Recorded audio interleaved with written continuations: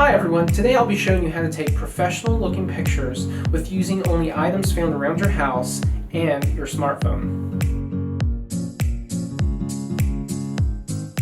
Whether you're applying for a new job, creating a new portfolio website, or it's just simply time for you to get a new picture of yourself taken, this is a great way to get high quality professional looking photographs of yourself or your friends.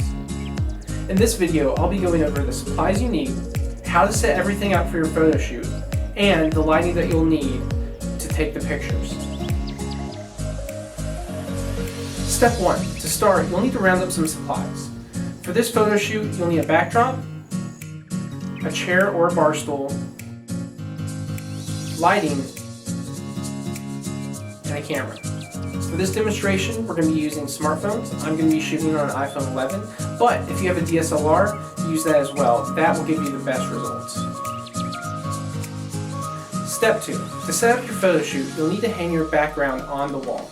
For this, you can either use thumbtacks or you can use tape. Just be aware that if you use tape or thumbtacks, you may damage your wall.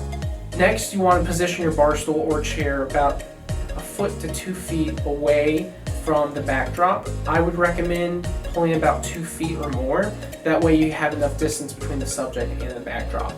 Next, you'll need your subject to sit down on the chair or the bar stool. Step 3. When taking pictures, the biggest thing you need to be aware of is your lighting.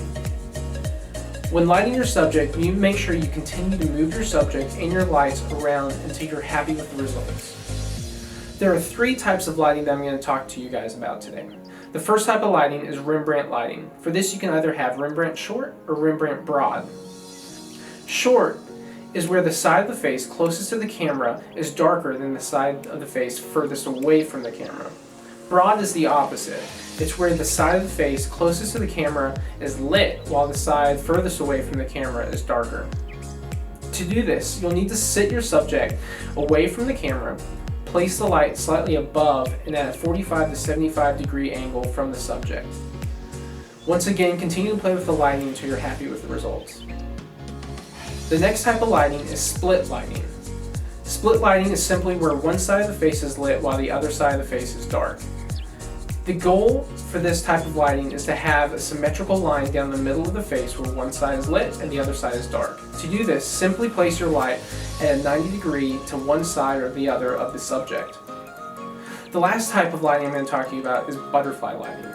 This is where the light is placed above and directly in front of the subject. You'll want to make sure you tilt the light down slightly so it's actually on the subject instead of behind them. And remember, continue to adjust the light in the subject until you're happy with the results. Once you have the light positioned the way you want, take pictures of your photograph.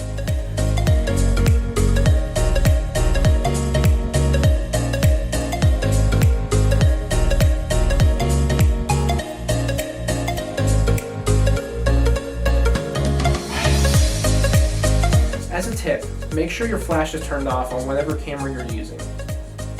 That concludes my brief lesson, and thanks for watching.